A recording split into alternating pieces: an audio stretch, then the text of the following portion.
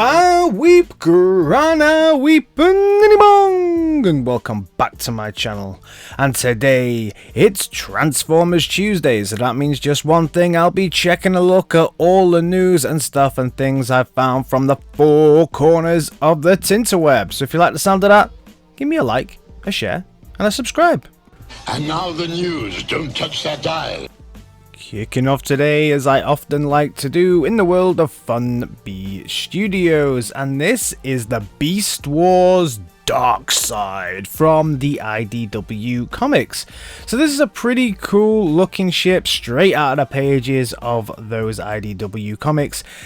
Funbee Studios have been releasing a lot of these little mini ships. If you go back and look on their Facebook and on their Patreon and stuff like this, you'll see lots of different plans for these 3D printed ships.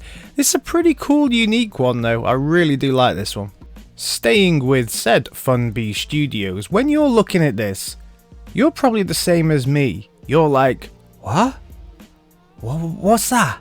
Well, it looks like Funbee Studios decided to have a little bit of fun with a wet floor sign and a mop, and of course, you would give that to the Constructicons to stop Megatron from falling over in the spill. This is humorous. I like it. Shrink it down, put it with my New Age Devastator and my New Age Constructicons. I would be a very, very happy chappy with this. I love it. Very, very cool. Today is the day that Vektron Lab, apparently in the time zone of Italy. Not sure why they've chose the time zone of Italy. Maybe they're an Italian company. Who knows? They're going to release their first trailer for what I believe, and many others believe, will be an upscaled version of the said New Age Devastator.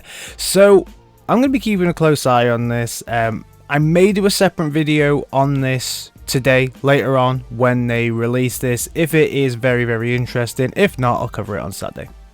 The limited edition version of the TFC Optimus Prime, so this is the Monkey King Sun from TFC Toys. Very, very cool version of one of their Optimus Primes is still available on TF Source, so if you want to grab yourself one of these super limited editions, head over to there before they all disappear. I may do that myself. I'm not sure. I do like the look of it. Next up, we have the LEK action figure. So this is their take on Optimus Prime from the bayverse. And look at all the accessories that this dude comes with. So this is going to be releasing very, very soon, if not already. It looks super cool, super posable. I'm not sure about the height of this one. I was trying to find the size of it, and in my mind it's smaller than an average action figure, but I'm sure you can let me know down in the comments.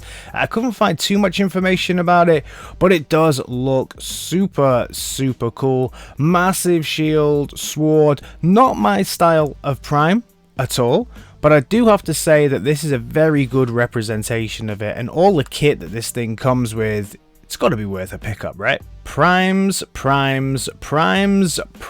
galore. There seems to be Optimus Primes all over the place at the moment, and there's another version of Optimus Prime coming from Fanshobby. So this is the MB-18 take on Optimus Prime. We can see it next to Naval Commander, so we can see the size difference. Obviously this is a lot taller. The Naval Commander is a lower take on Optimus Prime, rides a little lower to the ground.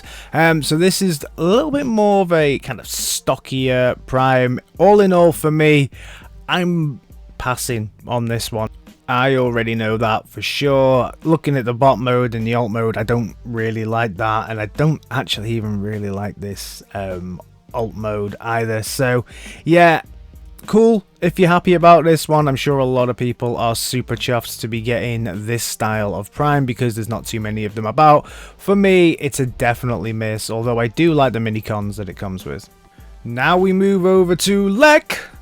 So LEK Customs, awesome paint jobs. He definitely paints the impossible. We took a quick look and got a good response actually at the cell shaded Quintesson faces. Now we can see them all together. Look at them. Absolutely amazing. The work that this guy does to transform what as I said last week, in my opinion, is a very bland and boring version that Hasbro gave us to create this masterpiece that anyone would want on their shelves. He's just amazing. Absolutely phenomenal work. Wow, no idea how much it costs to get this guy to do some work for you, but I wish, as I said before, my whole shelf was repainted by this dude. Well done, LEK. This is some of the finest work I've seen him do, especially the transformation from the bland to the impeccable.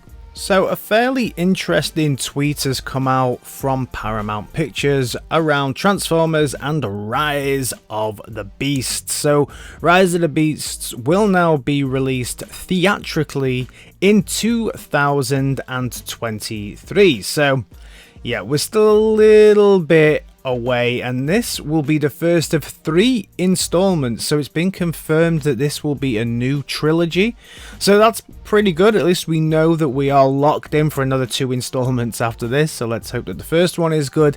And a new animated series from Nickelodeon arrives this fall, and in 2024 the franchise expands with a further CG animated Transformers theatrical film.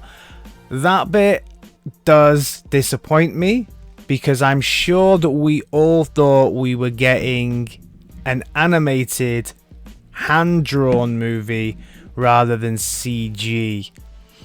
So probably Rooster Teeth again. Disappointing. Not confirmed, but I would imagine it's going to be Rooster Teeth handling it, who are the people who did the War for Cybertron stuff. Fingers crossed it's somebody better.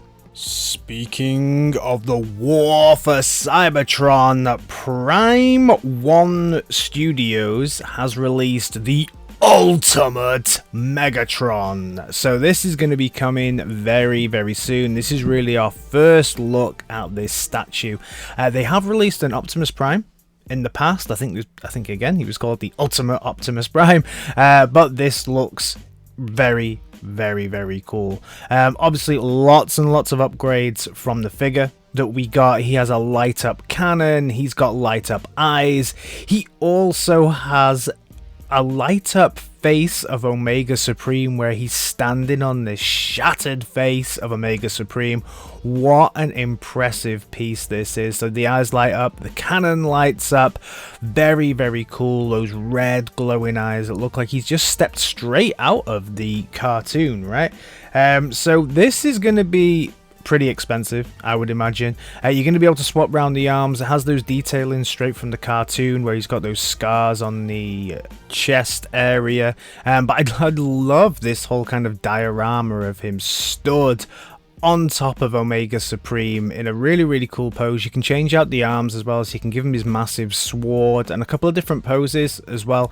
Unfortunately, as you can imagine, this dude does not transform. He will not make it into my collection unless I could get him at a very cheap price. This is him next to the Ultimate take on Optimus Prime, so you can put them together so it looks like they're in a battle, but not really. Overall, very, very, very nice. Also this week, through some devious licks, we got to see Arcee in someone's hands, and this figure does look very, very cool.